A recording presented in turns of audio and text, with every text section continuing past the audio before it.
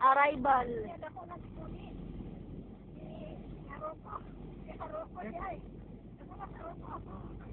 Wala ko dala pambata ng babae. Wala ko dala ng sukulit. Sinama mapalit sa dress. Yung mga bata. Tuloy kayo. Huwag din nagpasalubo. Palit sa dress mo?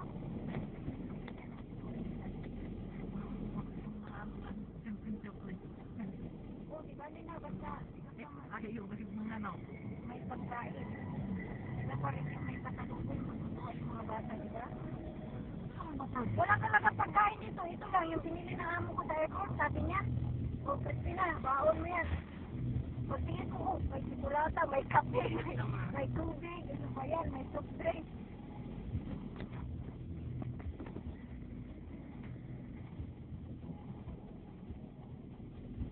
Ano ba itong tawag dito? Saan ba yung... Ano, bagong building yan, di ba? Oo, mga bagong market yun.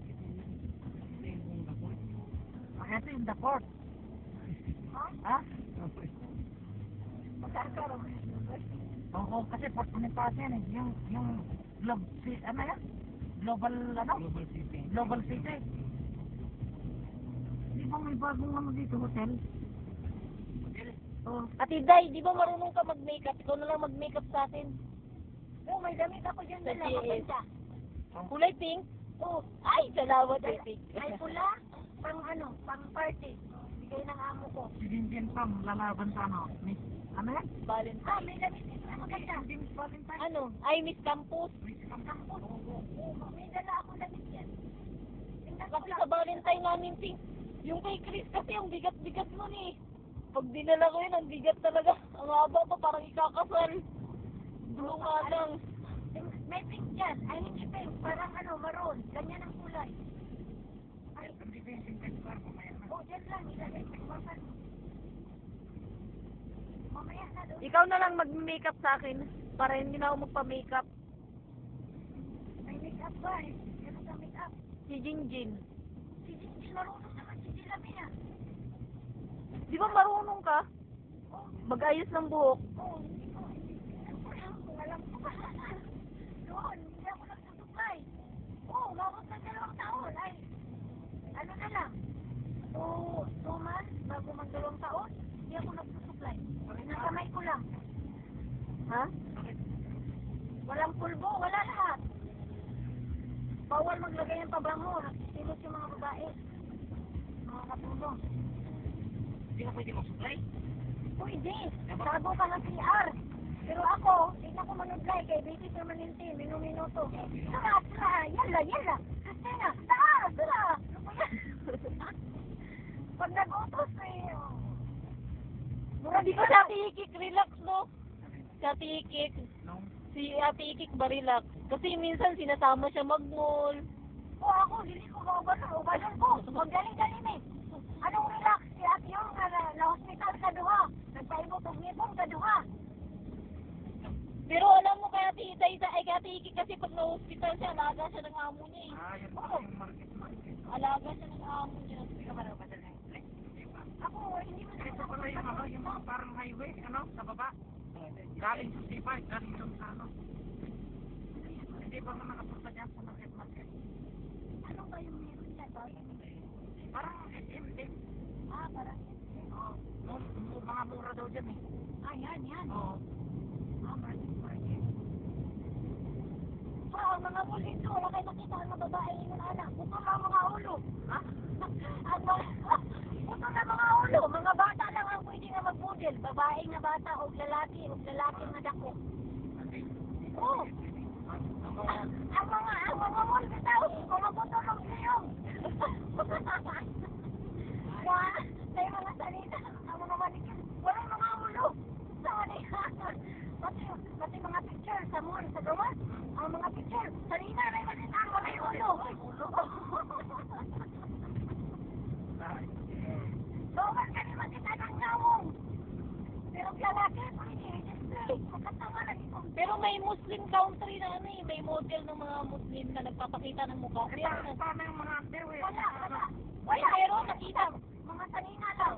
Drawing lang yun ha. Tapos, naay babae na nakasulubog kanina nga tsada. Gawin nga tsada. Walang ulo. Total. Merong Muslim country na ano, may model na ano na inano nga sa TV. Ano lang siya, hindi ganong ano sa kanila. Ano? May Muslim model na ano. Wala lagi. Magpupurong lang, hindi ganong. Tapos naay para sa mga babae. Sirado kayo. Dugol. Nakadugol ang lock. Babae pwede mo sulod. Makitaan ang mga tindira na ibuhok. Sa gawas, wala kayo makitaan nga na ibuhok. Nakatabon ta na sa rin makita. Sa ospital. Pilipina rin makita ng nawang. Pero nakatunggong. Bawal ang buhok makitaan. Wala kayo makitaan nga mag-backlight. Puro di service. Oo.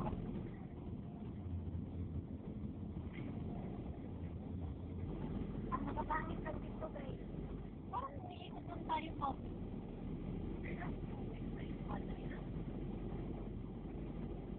Hindi mo na naalala kasi ano. Basta na yata tayo sa Ortigas eh. Kaya kay man kay dito ang mga kuwan. Ang luoy bitaw dito. Kanang dili sa hospital na trabaho. Ang lalaki bitaw dito Kuya Loy nga Pilipino.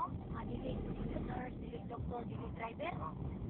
Sa distrito ng trabaho, magbantay sa mga kangin. Magbantay sa mga kambing. Eh paano yung palasyo na sinasabi nila? Ano palasyo? Palasyo na ibang mga trabaho sa palasyo. Wala kang na ano to. Mga prinsipe.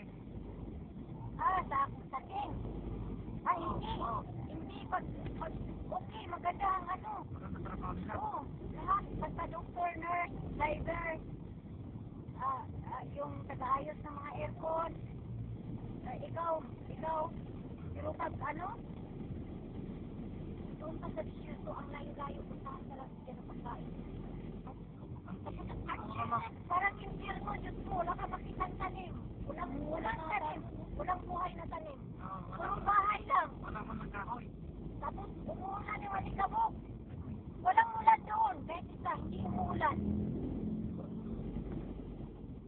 Pag umuulan, biglang babagsak ang lakas-lakas tapos babaha. Kasi walang tanim. Eh paano dun sa inyo naman? Ito nga eh. Doon mismo sa ano mo? May mga ganito. Wala. Ano lang, tamar lang ang pwedeng mabili. Ito. Siguro doon natin tayo, hindi ka pwede mag-picture-picture kung saan-saan, no? Eh paano nabubuhay yung mga manok doon? Mga ano? May ano din? Poultry na Inanuhay. Ginawa ng bahay na pag tag-init, hindi mainit sa loob. Malamig. baka di aircon. Lahat na aircon. Di aircon siguro. Lahat na aircon eh. Eh di, sabahin nyo di aircon. Lahat na aircon. Walang hindi aircon doon.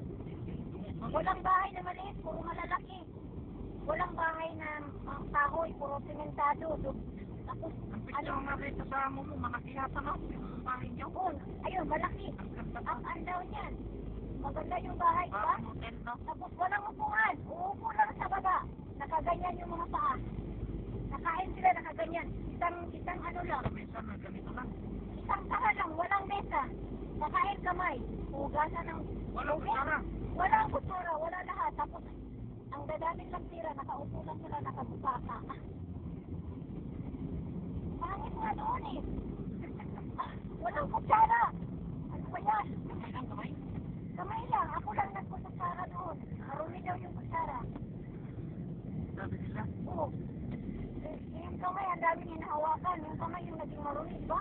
Yung kutsara, hindi nagtatrabaho. Mahirap. Mahirap. Kahit ikaw tama, ikaw ang mali. Kung sabihin mo sa kanilang ganito ganyan, hindi ka maniniwala. Sabihin nila, baliw ka. Sabihin nila, kapal. Malapit nila kapal. Alam sila. Sabihin mo sa kanila, sinabi mo yan, madam, nabaliw ako kasi wala kang alam. Hindi ka nag-aaral. Hindi nag-aaral ang babae doon. Lalaki lang. Lalaki lang ang may karapatan kumilos doon. Kaya, mas ganda pa rin